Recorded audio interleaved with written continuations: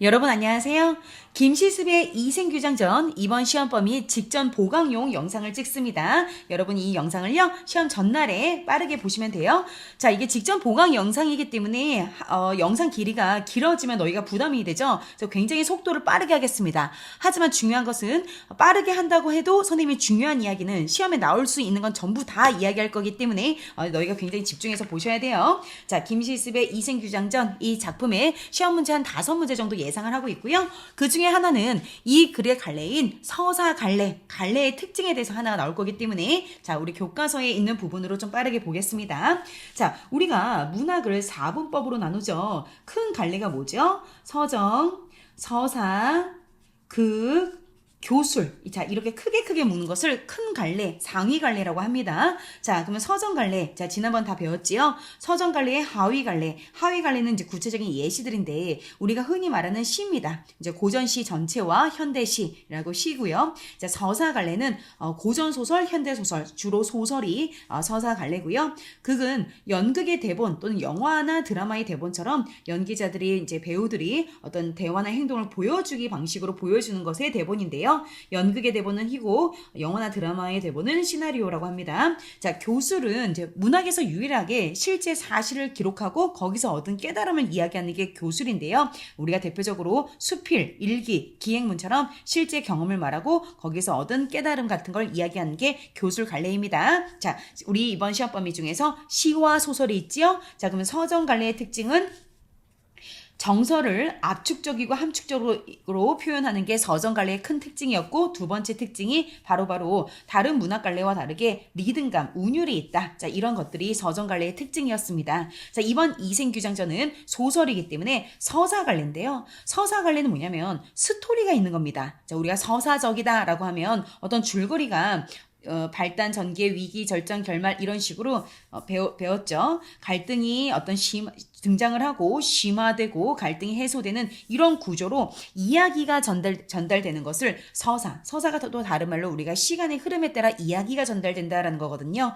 자, 이생규장전은 서사 갈래고 서사 갈래의 특징에 대해서 교과서에 나온 부분만 좀 한번 빠르게 보고 바로 본문을 들어가겠습니다. 서사 관리는 일종의 어떤 사건을 인과적 원인과 결과 인과적으로 연결해서 이야기로 서술하는 문학이다. 소설이 서사 관리의 대표적이다. 소설은 작가가 설정한 서술자를 통해, 자, 서술자 중요하죠. 서정 갈래 시 같은 경우는 우리가 주로 시적 화자라고 말하고요. 서사는 서술자라고 이야기합니다. 서술자가 작품 안에 있으면 1인칭 시점, 서술자가 작품 바깥에 있으면 3인칭 시점이라고 하고요. 우리 이생규 장전 같은 고전 소설은 대부분 작품 바깥에 있는 작가가 서술자가 돼서 이야기하는 3인칭 전지적 작가 시점입니다. 자, 어쨌든 서술자를 통해서 실제로 있었던 일은 아니지만 있을 법한 이야기를 허구성을 가지고 이야기를 이끌어가는 게 소설이죠. 자, 그래서 소설은요, 꾸며낸 이야기이기 때문에 허구성도 있지만 완전히 너무 말이 안 되는 이야기를 소설로 끌고 가면 집중도가 떨어지겠죠. 그래서 충분히 있을 수 있는 이야기를 같이 가져가는 게 이게 바로 개연성인데 두 개의 성격이 모두 다 가지고 있습니다. 자, 물론 이생규장전은 비현실적인 전기 소설이기 때문에 이제 귀신이 환신을 해가지고 사랑을 나누는 이야기가 있기 때문에 개연성이 좀 떨어지긴 하지만 대부분의 소설은 허구성과 개연성을 둘 다 가지고 있다라는 거죠. 자, 어쨌든 우리 서사 갈래 끝까지 읽어볼게요. 사건이 전개되는 모습과 그 사건에 대응하는 그 등장 인물들의 어떤 행동, 성격 이런 걸 이해하면 그 소설이 지닌 주제를 쉽게 파악할 수 있다라고 했고요. 소설의 인물과 사건은 우리가 살아가는 세상의 다양한 유형의 인물과 삶의 모습을 반영을 하므로 이 작품 자체만 보는 것이 아니라 이 작품이 쓰여진 당시의 실제의 어떤 사회적인 배경을 함께 고려하면서 읽는 것이 이 소설을 좀 더 깊게 이해하는 거다. 자, 사회 문화적인 맥락을 고려하여, 자, 우리가 이제 문학을 접근을 할 때 문학을 접근하는 태도, 감상하는 태도가 작품 자체만 보는 것을 내재적 관점이라고 하고요. 작품 외적인 걸 함께 보는 것을 외재적 관점이라고 하지요. 자, 이것도 시험 문제 굉장히 많이 나오는데 작품 시나 소설의 표현 기법, 구성 방식, 시점, 표현 이런 식으로 작품 자체의 내부적인 요소만 보는 것은 절대주의 관점, 내재적 관점이라 하고요. 자, 작품의 이외의 나머지 당시에 쓰여진 시대적 배경, 작가 작가의 개인적인 삶, 이 작품을 받아들이는 독자가 어떠한 교훈을 받았냐, 감동을 느꼈냐, 독자에 관한 이런 외부적인 걸 보는 것을 외재적 관점이라고 합니다. 그래서 시대를 보는 것을, 당시의 작품이 쓰여진 시대를 연구하는 것을 반영론이라고 하고요. 자, 선생님이 이제 우리가 내일 모레 시험이니까 좀 마음이 급하네요. 자, 그리고 작품을 쓴 작가, 시인, 소설가의 개인적인 삶을 좀 연구하는 것을 작가는 표현하는 사람이니까 표현론이라 하고요.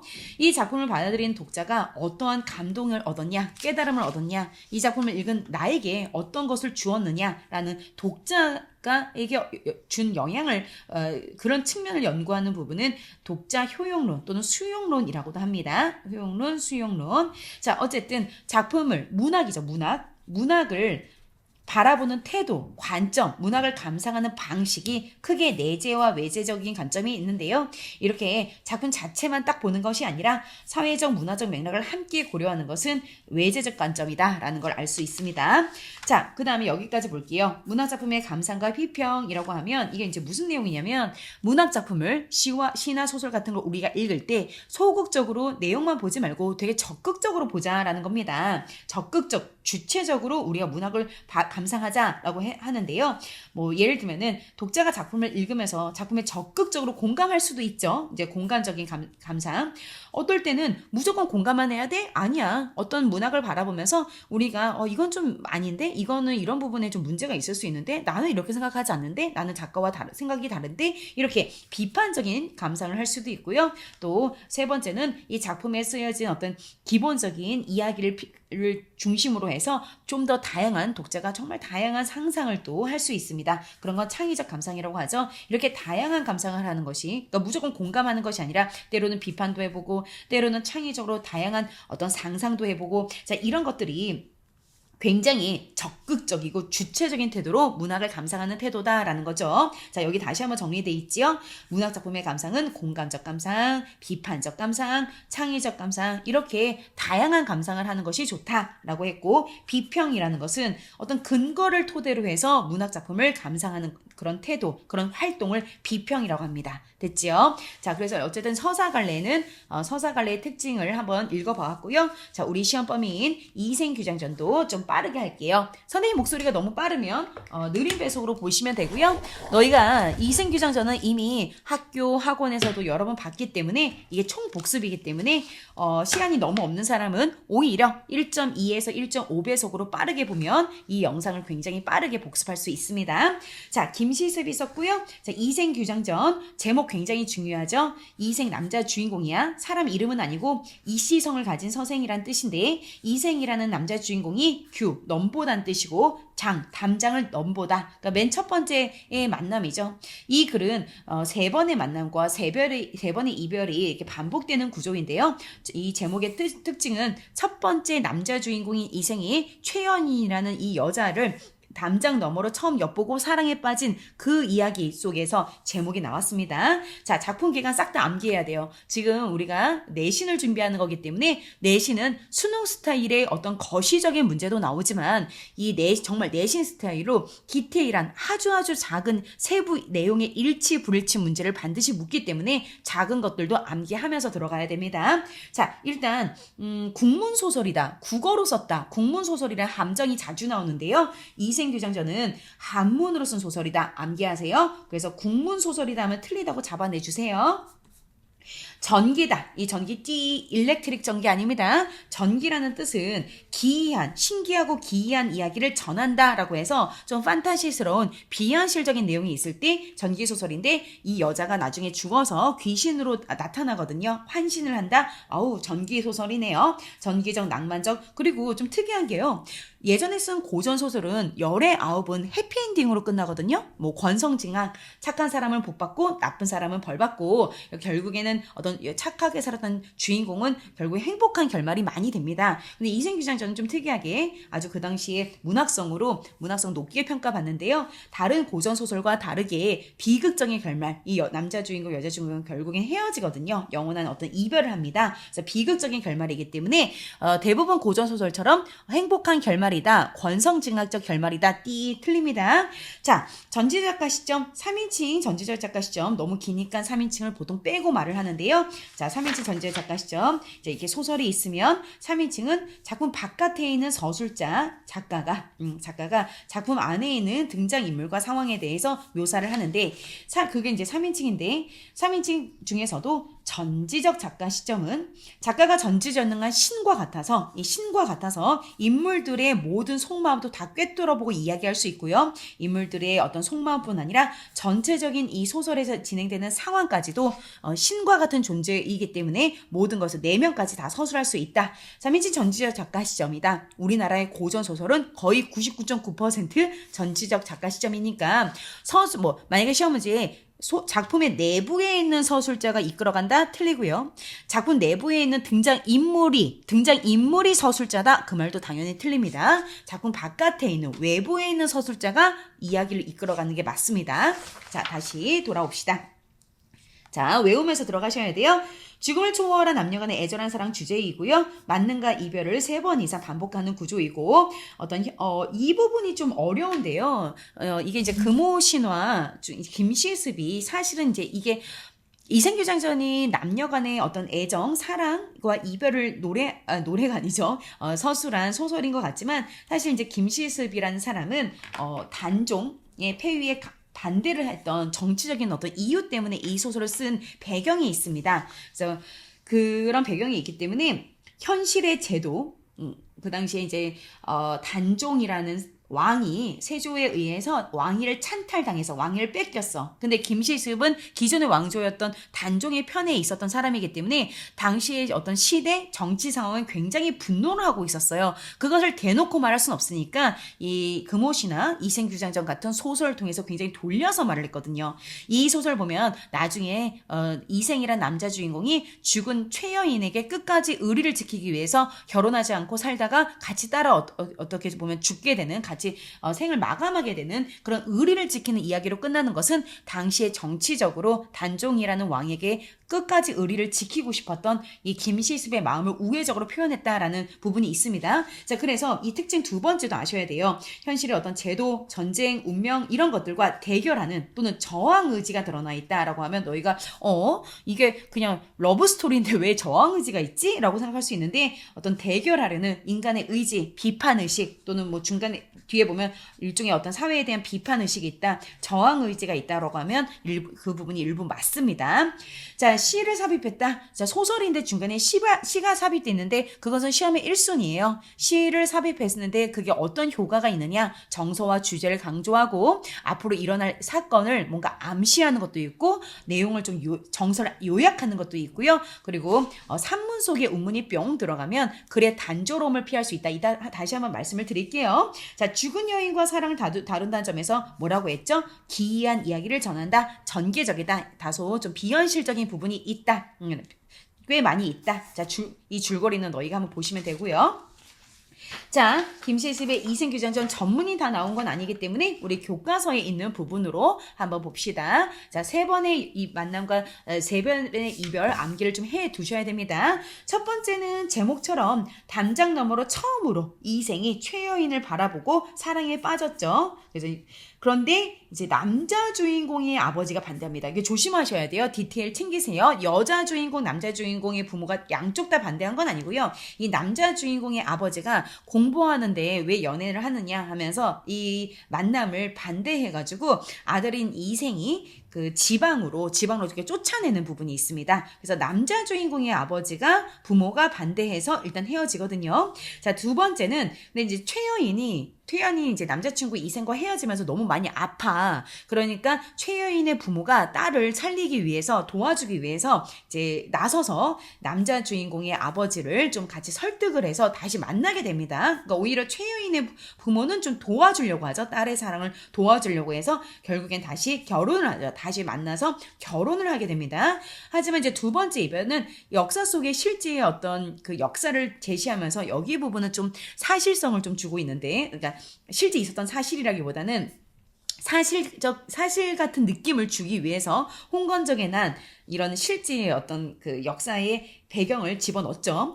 홍건적의 난으로 최연인의 죽음을 당한다. 자, 여기서도 그 소설의 기본 이론을 우리가 배워야 되는데요.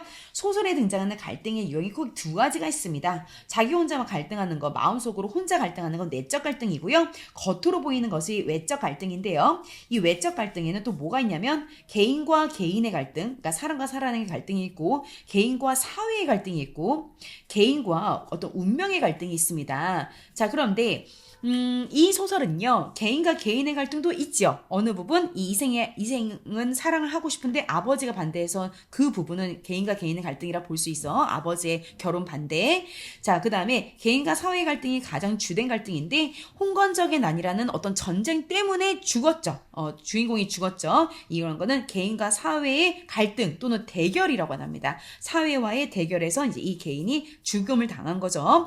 그리고 개인과 운명의 갈등도 있어요. 맨 마지막에 저승길과 이승길은 분리가 돼 있어서 명부법에 이미 나는 이름이 실렸다. 저승의 출석부에 내 이름이 실려서 이승과 저승은 분리돼 있어서 운명을 거스를 수 없어. 난 다시 저승으로 가야 돼. 라는 최 씨가 그런 얘기를 합니다. 자, 그런 부분은 개인과 운명 간의 갈등이다 라고 볼 수 있습니다. 자, 갈등의 유형이 다양하게 나온 그런 소설이네요. 자, 이제 본문을 이제 들어갑시다. 본문 들어가자. 자, 이게 한문 소설인데요. 한문으로 썼지만 이 소설의 배경은 어디죠? 중국인가요? 아니요. 우리나라예요. 잘 구분하세요. 우리나라를 배경으로 했다. 자, 이것도 그 당시에 높게 평가했습니다. 송도에 이씨의 성을 가진 서생이 누구냐? 남자 주인공 이생이죠? 낙타교 옆에 살고 있었다. 나이는 18살인데, 자, 이 부분 중요하죠? 얼굴은 말쑥하고 재주가 뛰어났다. 자, 이런 부분 정말 소설에서 많이 나오는 게 뭐냐면 인물의 어떤 제시 방법, 인물의 보이나 이게? 인물의 제시 방법이 펜이 좀 잘 나온 걸 한번 해볼게요. 인물의 제시 방법이 이제 크게 소설에서 인물 제시 방법은 크게 두 가지가 있는데 이건 정말 시험에 많이 나오거든요. 이제 이 사람의 성격은 어떻다 또는 이 사람의 심리가 어떻다, 성격이나 심리를 말할 때 소설에서 그냥 대놓고 딱 말해주는 거, 이게 직접 제시야. 아예 대놓고 말해주기 때문에 말하기 기법이라고 돼야죠. 텔링 기법, 말하기 기법, 뭐 요약적 제시, 해설적 제시, 설명적 제시라고도 합니다. 자, 그리고 두 번째는 인물의 성격이나 심리를 이게 좀 말과 행동을 보여줘서 대놓고는 말하지 않고 보여주기만 해서 독자가 알아서 판단하게 하는 것은 간접 제시라고 하는데, 주로 말이나 대사나 행동을 이렇게 보여줍니다. 그래서 보여주기 기법이라고 많이 해요. 자, 그래서 다른 말로는 연극과 비슷하다고 해서 극적 제시라고도 합니다. 자, 이걸 구분할 수 있어야 되는데, 예를 들면 철수는 착하고 의리 있는 사람이었다. 이건 직접 제시죠. 아니, 그리고 선희는 영수를 속으로 매우 좋아했다. 뭐 선희는 그 속으로 부끄러움을 느꼈다. 이런 심리의 직접 제시죠. 자, 그런데 뭐 철수는 아침 6시에 항상 6시마다 일어나서 제일 먼저 회사에 출근을 했다. 뭐 이런 식으로 쭉 가면 성실하다라는 것을 어떤 행동을 통해서 보여준 거죠. 그런 건 성실하다라는 말 대놓고 하지 않았지만 그 행동들을 보여주면서 간접 제시죠. 또는 인물끼리 주고받는 어떤 대화. 내가 널 도와줄게. 넌 항상 날 도와주는구나. 그럼 넌 내 친구인데 뭐 하면서 이런 대화를 봤을 때 이 인물이 굉장히 착하고 의리 있다는 것을 대화나 행동을 통해 보여주는 거 간접 제시입니다. 간접 제시. 자, 잘 안 보였네요. 자, 일단 돌아옵시다. 자, 그러면 이건 뭘까요? 이생은 얼굴이 말쑥하고 재주가 뛰어났다. 빵. 자, 인물의 제시 중에서 어떤 사람이다? 직접 제시이죠? 직접 제시. 자, 그리고 고전 소설의 주인공들은 다 못났나요? 뛰어난가요? 자, 뛰어나죠. 그걸 뭐라고 하냐면 제자 가인형 인물이다라고 합니다. 제자 가인형 인물. 재주 있는 남자와 아름다운 여인. 그러니까 고전 소설의 남자 주인공은 보통 재주 있고 용모도 뛰어나고, 여자는 굉장히 아름답고 예쁘고 뭐 이런 거 있죠? 제자 가인형 인물이야. 자, 다시 돌아오자. 자, 자, 인물의 성격, 인물의 제시, 직접 제시와 제자 가인형 인물 두 가지 시험 포인트. 자, 이생은 국학에 다녔는데 지금으로 치면 서울대 같은 거야. 공부를 잘했네요. 길을 가면서도 글을 읽은 사람이었다. 자, 그죠? 이런 부분은 굳이 따지면 간접 제시에 가깝죠. 굉장히 공부를 열심히 하고 한다라는 것을 길을 가면서도 글을 읽었다. 이 부분. 근데 전체를 묶을 때는 직접 제시에 좀 가깝습니다. 여기 부분 때문에. 그때 최 씨의 소녀가 또 살고 있었다. 여자 주인공. 나이는 10대살쯤 됐는데 맵시가 아립답고 자수에 능하며 인물의 직접 제시죠. 시와 어떤 시를 쓰거나 글씨 쓰는데도 여잔데도 굉장히 시와 글씨 쓰는데도 매우 뛰어났다라고 해서 최 씨 여자에 대한 직접 제시가 있고요. 이 부분 최 씨 여자도 역시 제자 가인형 인물이다. 암기하세요. 여기 써 있네요. 자, 그러면 이서생은 이제 이생 남자는 일찍부터 책을 끼고 학교에 갈 때는 언제나 최애인의 집을 이렇게 왔다리 갔다리 했는데, 자, 좀 약간 낭만적인 분위기가 나왔고요. 이생이 어느 날 우연히 담장안을 엿보았다. 자, 이생이 담장안을 엿보았다. 최 씨 여자 처음 보는 부분이지요. 자, 제목과 연관이 있는 부분 찾으시고요. 저 굉장히 아름다운 꽃이 있고 벌과새가 윙윙거리고 처음으로 여자 주인공을 이제 바라보면서 사랑에 빠지는 부분을 인물 사건 배경 중에 아름답고 낭만적인 배경으로 좀 더 분위기를 심화시키고 있네요. 그 옆에 누각이 꽃숲 사이 은은히 보이는데 구슬로 만든 발이 이제 왜 이렇게 발이라는 게 커튼이야. 옛날에 이제 구슬로 만든 커튼 같은 거 있죠? 반쯤 가리고 비단으로 만든 커튼은 나지막하게 드리워져 있었다. 되게 아름답고 낭만적인 분위기까지 주고 있네요. 그 속에 아름다운 여인이 최 씨 여인이겠죠? 최 씨라는 여인. 술을 이렇게 놓고 있다가 손을 멈추고 턱을 이렇게 괴더니 시를 읊었다. 이 모습을 이생이 담장 넘어서 처음 보고 사랑에 빠지는 부분이야. 자, 내신에서요. 그 고전소설 단어 시험 어휘의 문제 반드시 출제가 됩니다. 자, 한번 싹 다 보셔야 됩니다. 국학, 시부, 시와 글씨, 누각은 어떤 요런 내용이야. 높이 지은 집이고, 자, 요런 부분은 이제 한번 읽어보시면 되고요. 어휘는 두 번째 페이지부터 시험에 많이 나오겠네요. 중략 부분 줄거리를 한번 보겠습니다. 두 남녀가 서로 시를 주고받으면서 깊은 사랑에 빠졌거든. 근데 누가 반대해? 이서생의 아버지가 막 이제 공부하는 자식이 말이야 연애만 하고 말이야 하면서 지방으로 내려보내는데 남자가 이제 이생은 아버지에게 저항하지 않고 진짜 지방으로 내려가. 그래서 이생은 이 부분만큼은 좀 다소 소극적이다. 남자가 좀 소극적이야. 남자가. 자, 근데 이제 이 최여인은 그 상사병에 들어서 진짜 뭐 거의 죽을 만큼 병에 걸려서 아프거든요. 딸의 병이 이서생 때문임을 알게 된 최여인의 부모는 이서생과 결혼할 수 있게 해달라고 이제 해가지고 그 최여인의 이제 부모님이 남자 주인공 부모님한테 찾아가서 결국에 이제 혼인 허락을 받습니다. 자, 그러면 이제 여자 주인공은 적극적이죠. 최 씨라는 여자가 적극적이라는 걸 알 수 있습니다. 결국 이서생과 최여인은 결혼을 하네요. 자, 두 번째 만남을 했네. 행복한 시간 보내지요. 그러나 두 번째 이별이 왔어. 신축년에 홍건정의 난, 무슨 갈등이야? 인물과 사회의 갈등 또는 인물과 세계와의 대결이라고 합니다. 홍건정이 침범하고 이서생은 이제 이렇게 도망쳐 있다가 도적에게 발각이 돼. 쫓아오는 도적을 피해 이서생은 겨우 달아나. 여기 부분 좀 웃기죠? 남자는 그냥 휘드닥 도망가. 하지만 여자는 끝까지 지조와 절개를 지키기 위해서 막 도적이 막 여자니까 겁탈하려고 하는데 차라리 도적의 손에 그냥 차라리 죽어버렸죠. 굉장히 적극적이고 의지적이다. 누가? 여자 주인공이. 남자 주인공은 오히려 다소 좀 먼저 숨는다거나 도망친다거나 좀 소극적인 부분을 느낄 수 있습니다. 자, 우린 지금 시험 범위 중에서 이 김시습의 금오신화라는 한문 소설집 안에 들어가 있는 5편의 이야기 중에 이생규장전을 보고 있는 거예요. 자, 봅시다. 한편, 자, 다시 확대를 한번 해볼까요? 자, 한편 이서생은 황폐한 들에 숨어서 목숨을 보존하다가 도적의 홍건적이 이제 떠났다는 소식을 듣고 다시 옛날 집 찾아갔더니 집은 뭐 다 불타고 망하고 없겠죠 뭐. 집은 더 병화 전쟁에 다 타버리고 없었다. 아내 집에 갔더니 행랑제 쓸쓸하지, 쥐들이 우글거리지. 자, 이런 거 참담한 배경 묘사를 통해서 이선생이라는 인물의 슬프고 참담한 감정을 환기가 뭐야? 환기.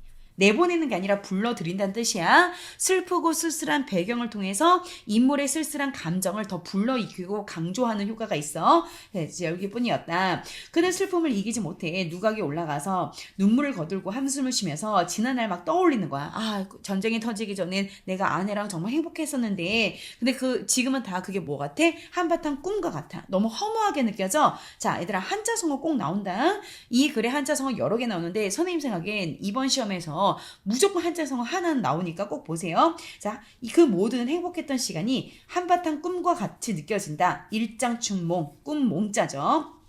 한바탕 봄꾼이라는 뜻으로 다 허무하게 느껴진다. 일장춘몽 암기하시고요. 자, 밤이 되니까 좀 신비로운 분위기가 형성돼. 왜? 죽은 최씨라는 그 여자가 귀신이 되어 환신, 이제 죽은 사람이 다시 인간의 모습으로 뿅 변신해서 나타날 때 환신이 나타난다고 하는데 비현실적이고 전기적이기 때문에 그런 배경을 미리 까는 겁니다. 희미한 달빛이 들보를 비추고 낭아, 얘들아 이런 거 별로 중요해 보이진 않지만 단어 뜻이 나오거든요. 복도란 뜻이야. 복도 끝에서 발자국 소리가 들려. 점점 발자국이 가까워와.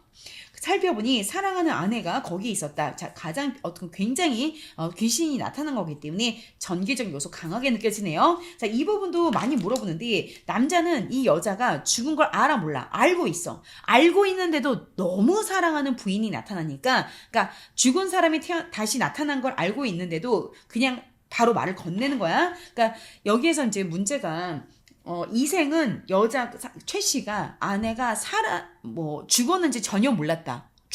죽었는지 전혀 몰랐는데 만나게 돼서 기뻤다 이런 건 아니야. 이 선생은 그녀가 이미 이승이 없는 사람이라는 거, 그러니까 지금 상대방이 지금 귀신이라는 걸 알고 있었으나 너무 사랑하는 마음에, 그러면 이성과 감정 중에서 뭐가 더 이긴 거야? 지금 감성이 더 이긴 거죠. 감정이 더 이긴 거죠. 하지만 이제 비극적 결말이 약간 암시가 되죠. 언젠가 다시 이승의 사람이 아니니까 저승으로 돌아가야겠죠. 의심을 하지 않고 말을 했다. 자, 근데 이 부분 때문에 너희가 헷갈리는 건데 부인은 어디로 피난해서 목숨 보존했어? 어떻게 살았어? 라는 말은 그냥 하는 말입니다. 이제 살아있는 사람이 아니란 거 알고 있습니다. 자, 어쨌든 한바탕 통곡하더니 여자가 이제 사정을 얘기하는데 이 부분은 그동안 쫙 긴 시간 동안 있었던 것을 요약적 제시야. 요약적 제시가 뭐냐면 긴 시간 동안 있었던 건 뭔가 누가 싹 이렇게 짧게 요약을 하는 거야. 외워놔. 자, 그럼 여자가 남자한테 이제 환신이 돼서 그동안 있었던 걸 이제 이야기를 하는 거죠. 저는요, 양가의 딸로서 어릴 때부터 자수와 바느질 힘쓰고 시와 글씨 예법을 배웠어요. 집안에서 귀하게 자란 딸이에요. 규중이 뭐냐면 여자가 사는 방에, 그러니까 여자의 법도만 알았지 집 바깥의 일은 잘 몰랐어요. 그러다가 이제 맨 처음 만났을 때 회상하는 거야. 이생 당신께서 담장안을 이렇게 어느 날 엿보아서, 이제 제목의 특징이죠. 우리가 서로 만나게 됐지요. 스스로 당신께 몸을, 이거는 이제 홍건적 말하는 거 아니야? 당신에게 몸을 바쳤고 꽃 앞에서 울고 우리가 평생의 가약이 뭐야? 100년 가약. 부부가 그 결혼을 하는 약속을 100년 가약이라고 하죠. 평생의 가약을 우리가 맺었고 커튼 안에서 한번 다시 만났을 때는, 그러니까 우리가 한번 헤어졌다가 다시 만났을 때는 진짜 100년 이상의 정이 넘쳤습니다. 그런데 상황이 안 좋아졌죠. 사세 이런 거 시험에 나올 수 있어. 일이 되어가는 형세, 상황, 시츄에이션. 사세가 이렇게 되자 슬픔과 부끄러움을 참아 견딜 수 없었어. 이제 홍건정의 낫 이런 것 때문에 이제 죽은 상황을 말하는 거야. 당자 당신과 부부 인연으로 100년간 함께 지내려고 했거든요. 100년 해로 100년 가야. 자, 그런데 이리 같은 늑대, 이리, 짐승 같은 놈 누구야? 홍건적이다. 이생 아니다. 홍건적 같은 그런 나쁜 놈들에게 제가 여자로서 지조와 절개를 잃진 않았지만, 그렇지만 그들에게 몸을 찢김을 당했다. 억울하게 죽었다. 진실로 천성이 그렇게 만든 것이지만 인정으로 참아 할 수 없는 일이었습니다. 그러니까 내가 살기 위해서는 이제 그 상대방 나쁜 놈들에게 정조를 줄 수도 있었지만 내가 내 인정상 그럴 수 없어서 당신과의 의리를 지키기 위해서 지조를 지키고 차라리 죽음을 선택했다. 이런 내용이야. 자, 저는 당신과 굴백한 상국에서 헤어진 후에 짜그린 새가 되고 말았다. 집도 없어지고 부모님도 잃었으니 내가 귀신이 돼서도 내 영혼이 갈 곳이 없다. 피곤한 나의 영혼을 의지할 곳이 없는 게 지금 내가 죽어서도 참 한스럽다. 의리는 중요하고 목숨은 가볍지 않냐. 그래서 내가 의리를 지키고 목숨을 버린 거다. 쇠잔한 몸뚱이로서 치욕, 그러니까 이리 같은 그 나쁜 놈들에게 여자로서 정조를 겁탈당하는 건 다행히 면했지만 내 몸과 마음은 산산이 찢겼는데 누가 나를 불쌍히 여겨주겠냐. 갈기갈기 썩은 창자에 내가 진짜 한이 남았다. 나의 해고로는 장례식도 못 치르고 들판에 던져지고 내 몸과 마음이 그러니까 뭐 장례식을 아무도 못 치러줬겠죠. 그러니까 들판에 어딘가 버려졌다. 참 이게 되게 한스럽다는 얘기를 하는 거야. 하소연하는 거야. 그 옛날의 즐거움, 옛날에 당신과 내가 부부로서의 즐거움은 오늘의 비극을 위해 마련된 게 아닌가 싶다. 자, 한자성어로 인생이라는 게 굉장히 행복하고 즐거운 일이 있으면 또 그 다음에 안 좋은 일이 나타나거든요. 그걸 뭐라고 하냐면 흥진비례라고 해. 어렵지 않아? 흥겨운 거, 흥하고 행복한 게 진, 다 끝나고 나면 비례, 비극적인 게 미래에 온다. 좋은 일이 있으면 나쁜 일이 오기 마련이다. 흥진비례야. 그 얘기하는 거야. 우리가 부부로서 정말 너무 행복했는데 그 행복이 끝나니까 이렇게 비극적인 어떤 이별이 있네요. 라는 거죠. 이제 하지만 내가 다시 환신을 해서 당신 앞에 나타났으니 다시 옛날에 그 부부의 정을 다시 쌓아보자는 얘기를 하는 거야. 그러나 이제 봄바람이 골짜기에 불어와서 저의 환신이 이승에 돌아왔습니다. 전개적인 요소라고 하는 거죠. 자, 여기에 단어 뜻 병화, 전쟁으로 인한 화재. 제발 외워라, 얘들아. 선생님 이게 화면에 안 보여요. 얘들아 이거 다 선생님이 지금 시험 하루 전에 혹시 몰라서 찍어주는 거니까 좀 이해해줘. 니네 다 책 있잖아, 그치? 교과서 다 가지고 있잖아, 그치? 자, 낭하가 복도야, 복도. 자, 얘들아 횡액 진짜 많이 나와. 횡액, 뜻밖의 오는 행운? 뜻밖의 닥쳐오는 불행이다. 진짜 이거 시험에 나온다. 횡해, 뜻밖의 닥쳐온 불행이야. 홍배, 뭐 이거 영혼을 말하는 거고, 쇠잔하다, 힘이 다 빠지다. 환신은 이제 다시 어떤 그 헛개비 같은 사람의 몸, 그러니까 다시 환신은 귀신이 돼서 다시 나타나는 거야. 자, 3세, 별표 3개. 자, 3세란 단어에서 이 글이 불교적인 부분이 있다는 거 봐야 돼. 얘들아, 자, 이생규전전 외울 수 있겠어? 이생규전은 유불선 사상이 모두 다 있어. 선은 신선선인데 도교라고 돼. 유불도 또는 유불선 사상 모두 다 있어. 알겠죠? 자, 불교는 전생과 후생을 말하는 3세. 전생도 있고 지금생도 있고 후생도 있다. 이런 말하는 것 자체가 불교의 윤회 사상과 연관이 있어서 불교야. 3세라는 단어에서 불교 알 수 있어. 그리고 뭔가 귀신 이런 거 등장하는 거, 선녀, 뭐 도술 부리고 귀신 나타나고, 이거는 도교적인 거야. 도교적인 건 신선사상이라고 해서 선사상이라고도 해. 됐어? 자, 유교는 어디냐면 얘네가 이제 만나서 제일 먼저 뭐 하냐면 그 부모님의 그 시체를 걷어다가 되게 장례를 잘 치러줘. 그 부모에 대해서 효도를 다 하려고 하죠. 그건 유교죠. 임금에 충성하거나 부모한테 잘 효도하는 거 유교죠. 됐어? 유교, 불교, 도교 사상 세게 싹 다 있다, 얘들아. 어디 있는 줄 알아야 돼. 자, 그 다음 넘어가자. 자, 깊은 인연, 불교. 전생에 어떤 우리가 인연이 이어져서 다시 우리가 만날 수 있었어. 자, 결코 옛 맹세에 저버리지 않고 우리가 다시 한번 행복한 시간 지내볼까? 당신께서도 지금 3세의 인연, 이제 불교적인 거, 전생과 이승과 후생의 인연을 다 알아주신다면 끝내 고이 모실까합니다. 우리 다시 부부로서 행복한 시간 보내는 거 어때? 라고 말하는 거야. 당연히 이생 입장에서 너무 고맙고 너무 좋겠죠. 그것은 본인 나의 소원이요 하면서 이제 막 서로 굉장히 오랜만에 만나서 서로 막 악수하고 껴안고 대화를 나누겠죠.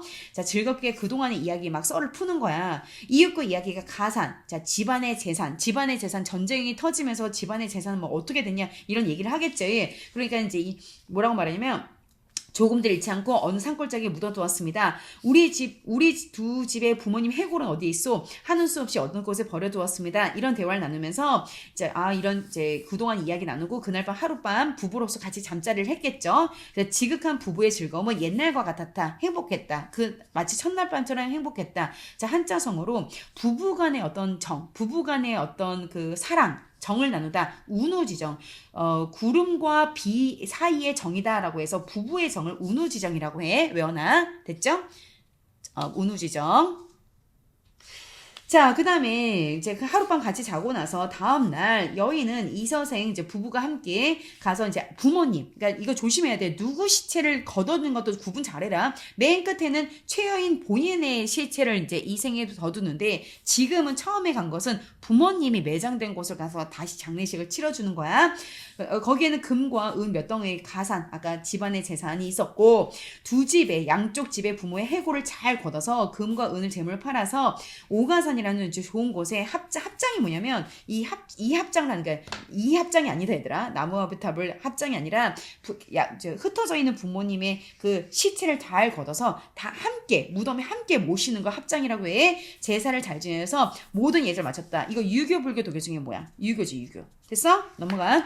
그 후에 이생은 이제 벼슬 출세에 관심이 있겠니? 관심 없지. 부귀공명, 입신, 양명 이런 거 관심 있겠어 없겠어? 없겠지. 지금 완전히 뭐 죽었던 귀신이든 뭐든 간에 아내가 왔는데 아내랑 하루라도 더 같이 있고 싶지 않겠냐? 그래가지고 이제 입신, 양명 관심 없고 집안에서만 이제 부인과 꽁냥꽁냥 있는 거야. 그랬더니 피난가도 노복, 남자 하인들 옛날에 있었던 하인들도 다 돌아왔대. 그러니까 이때는 좀 행복하게 지냈겠네.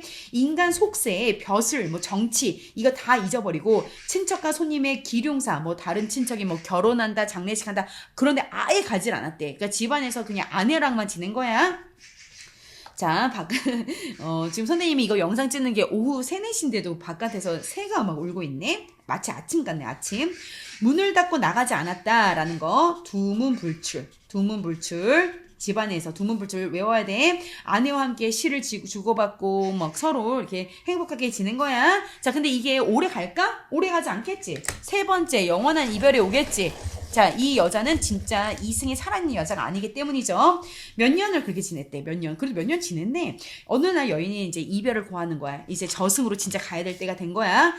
여보, 우리가 3번이나 약속을 맺었지만 세상 일 뜻대로 되지 않죠. 우리의 운우지정 즐거움이 다 끝났어요. 저 이제 다시 헤어져야 돼요. 3번의 만남은 맨 처음에 규장, 이생이 잠장 넘어서 처음에 연애 만난 거, 그다음에 결혼한 거, 그다음에 다시 여자가 환신해서 이승에서 지금 만난 거 3번의 만남 말하는 거야. 이거 시험에 나온다. 근데 이제 남자는 예상을 못 해가지고 깜짝 놀라서 왜 그러냐, 왜 헤어진다고 말하냐고 했더니 저승길은 피할 수 없습니다. 자, 이게 운명론적 데스티니, 운명론적 사고 방식이야. 운명론적 사고방식, 운명. 자, 그러면 갈등의 유형 중에서 인물과 운명 간의 갈등이겠죠. 자, 이제 이 여자가 어떻게 설명하나 보자. 하나님, 신께서 저와 당신의 인연이 아직 완전히 끊어지지 않았고, 또 우리가 어떤 죄도 평소에 짓지 않아서, 특별히 우리를, 원래 이제 이승사람, 저승사람 만나게 해주면 원래는 안 되는데, 특별하게 우리가 착한 사람들이어서 절 잠시 몇 년간 환신시켜서 당신을 뵈게끔 이렇게 배려해 주셨다. 신께서. 그러나 오랫동안 제가 저는 이미 저 세상 사람인데 인간 세상에 머물면서 이렇게 산 사람과 유혹하고 살아갈 수 없습니다. 이승과 저승의 경계가 뚜렷합니다. 저 다시 저승으로 이제 가야 돼요. 라고 말을 하는 거야. 가산, 집안의 재산, 합장, 어떤 부부의 시체를 한 무덤에 같이 묻어주는 거야. 노복, 하인, 종살이를 하는데 남자 종을 말하는 거야. 됐어? 자, 그러면서 이제 12는 여자종이다 외워라. 12에게 명하여 술을 올리게 하고 이제 마지막으로 이제 술 주고받고 이제 노래를 부르는 거야. 옥루총곡이라는 슬픈 노래에 맞춰서 노래를 불렀다. 자, 이게 그 산문, 소설은 산문이죠. 산문 속에 뿅 삽입된 시야, 시, 삽입시 또는 운문. 시를 노래라고도 하죠. 노래라고 할 수도 있어. 자, 그러면 이 삽입시의 기능 시험에 꼭 나오는데 어떤 그 인물들의 심리와 정서를 굉장히 시니까 압축적으로 제시를 하겠죠. 그리고 앞으로 얘네가 헤어지겠구나라는 비극적 결말을 암시하는 부분이 있어. 내용을 살짝 이제 요약하는 부분도 있고, 그리고 이게 긴 산문 속에, 긴 이야기 산문 속에 시가 이렇게 들어가면 어떡하죠?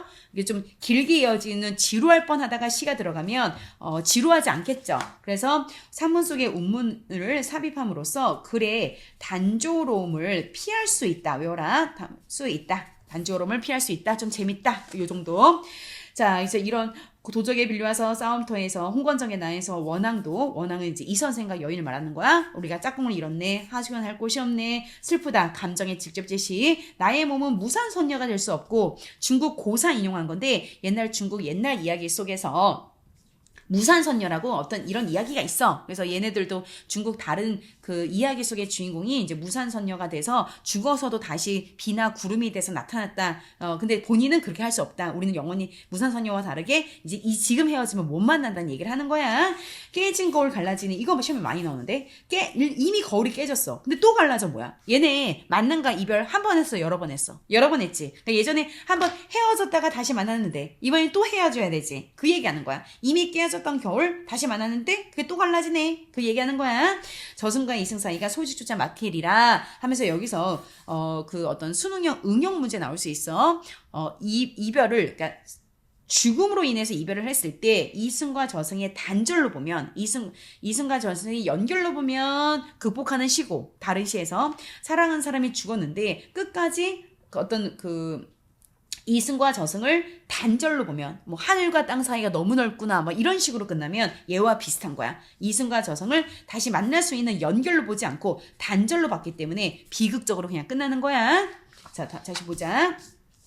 자, 이런 노래를 부르는데 이제 뭐 서로 눈물이 너무 많이 나서 끝까지 부르기도 어려울 정도다. 되게 슬프지. 그러니까 이 남자 뭐라고 하겠어. 그러니까 처음엔 좀 소극적이었지. 야, 이세잉이라는 이 남자가 막 혼자 막 도망치고 살다거나 아버지가 뭐 쫓아낸다고 해서 그냥 네 하고 지방으로 내려간다거나 좀 소극적인데, 이 부분만큼은 이 남자도 좀 적극적으로 여자를 따라서 나도 저승 가고 싶어 하는 부분이 있어.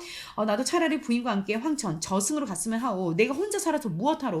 지난번에 홍건 난리가 전쟁이야, 전쟁. 홍건적인 난을 겪었을 때 친척과 하인들 다 흩어지고 풍비박산 나고, 돌아가신 부모님의 해골도 들판에 막 버려져 있을 때 당신이 아니었으면 누가 능히 부모님의 장례식을 잘 치를 수 있었겠소.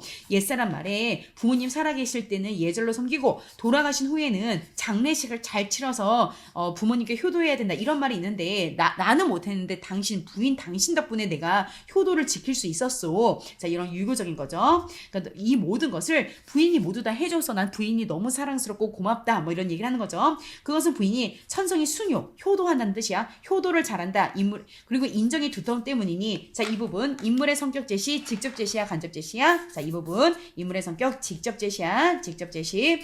감격해 마지 않았다. 당신 너무 고맙다. 그러니까 나 혼자 살고 싶지도 않으니까 고마운 당신 나 따라서 나도 저승을 갈래. 이 부분은 이생도 지고지순한 성격을 이제 보여주고 있죠. 자, 스스로 부끄러움을 이기지 못했다. 그러니까 본인도 좀 쪽팔렸겠죠. 홍건정의 난이 터졌을 때 막 아내를 어떻게 보면 두고 혼자 도망친 것에 대해서 얘기하는 거야. 죄책감이 있었겠죠.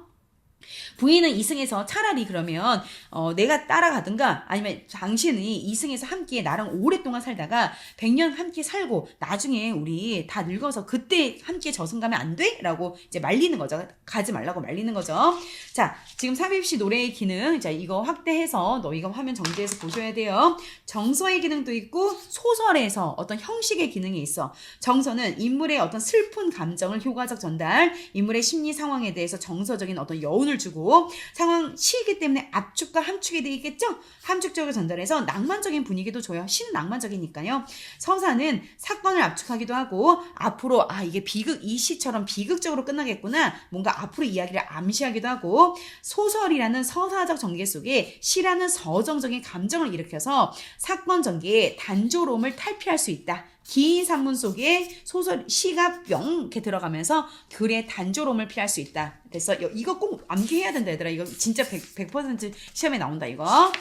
자, 이제 이 마지막 페이지는, 아싸, 마지막 페이지. 자, 마지막 페이지야, 하자. 이제 여자가 뭐라고 해? 안 된다고 하겠죠. 당신의 수명은 남아있고, 저는요, 이미 저승의 명부가 이제 그 저승으로 가는 사람의 출석부 비슷한 거야, 출석부. 이미 저는 출석부에 이름이 실렸어요. 그러니까 너와 나는 달라요, 운명이 지금. 이게 오래 머물 수 없다. 만약에 내가 저 세상 사람인데 이승에 더 오래 있으면 이 화가, 이 재앙이 당신한테도 미친다. 저승법에 위반된다.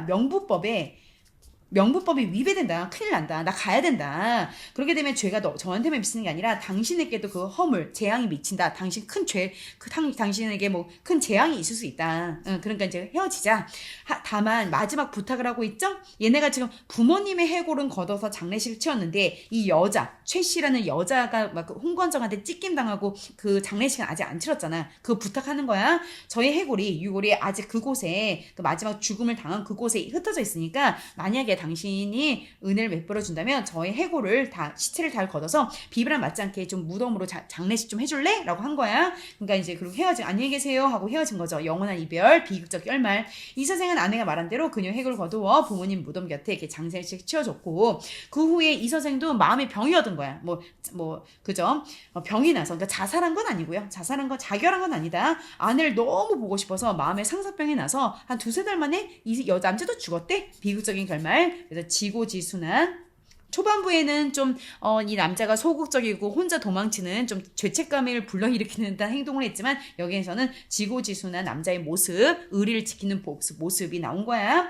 자, 이 부분은 이제 고전 소설의 특징인데 고전 소설은 작품 바깥에 있는 서술자, 3인칭 전제의 작가 시점이 이야기를 막 이끌어가다가 작품 바깥에 있는 작가인 서술자, 즉 작가죠. 서술자가 자신의 목소리를 내는 경우가 있어. 그러니까 현대 소설에는 그런 경우가 없고 이제 고전 소설에 마치 뭐 편집자적 논평처럼 서술자가 개인적인 목소리 이 작품을 만든 작가임에도 불구하고 자신의 목소리를 개인적으로 내는 부분이 있는데 여기가 좀 그런 부분이야. 이 사실을 들은 막 사람들은 모두 슬퍼하고 그들의 절개를 사모하지 않는 사람이 없었다 하면서 마치 후일담처럼 서술자의 개입, 이야기 바깥의 이야기를 덧붙여 주제의식을 강조했다. 이 부분은 뭐 서술자의 어떤 목소리가 좀 드러나는 부분이다 라고 말할 수가 있는 거야. 자, 전지적 작가 시점이니까 이런 게 가능한 거야.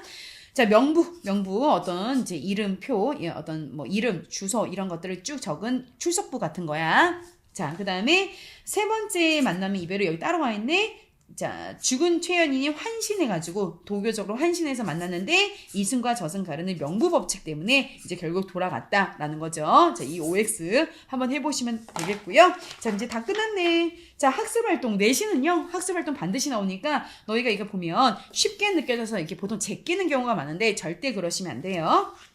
자, 요거 보시고요. 지금 이것까지 하면 영상이 너무 길어지기 때문에 너희가 꼭 보셔야 됩니다. 자, 성격을 보면 이 선생은 맨 처음에 만남을 반대하는 아버지의 수능에서 지방 내려가는 거 조금 소극적이죠. 남자가 소극적이죠. 하지만 맨 마지막에는 여자에게 의를 지키면서 본인도 병 걸려서 죽었네. 여긴 지고지순함. 최여인은 남자와 사랑을 이루기 위해서 적극적으로 결혼하게 되려고 쫄라. 적극적이죠. 그리고 의지적이야. 도적의 위협에도 차라리 죽을지언정 지조를 지킬 거야 라고 해서 이 부분 전통적인 과거의 여자들과 다르게 되게 적극적이고 의지적이고 주체적인 좀 남다른 여자의 모습을 보이고 있어. 자, 그 다음에, 자, 이거 또 나오네.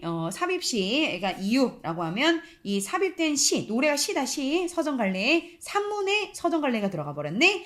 자, 지금 사건을 압축적 제시하고, 슬픔의 정서를 좀 더 강조하고, 좀 애절하게 절실하게 표현하고 인물의 심리 정서 표현을 하고 자 서사적인 사건 전개에 단조로움을 피한다. 벌써 선생님 세 번째 이야기했죠. 자, 그 다음에 이제 금오신화에 대한 성격 이거 보기로 박스로 나와서 문제 뭐 나올 수 있어. 그냥 봐야 돼. 보기 싫어도 봐야 돼.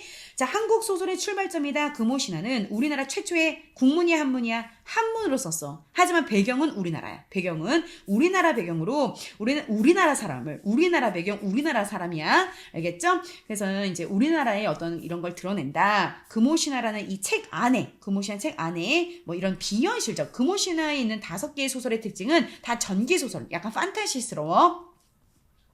이런 전기소설의 비현실성은 일상세계의 한계를 뛰어넘기 위한 작가의 의도적인 장치. 그러니까 사실은 이 김시습이라는 사람이 정치적으로 당시에 불만이 굉장히 많았기 때문에 그런 그 정치적인 불만을 가진 상태에서 깊은 산속에 혼자 숨어 살면서 이 소설을 쓴 거야.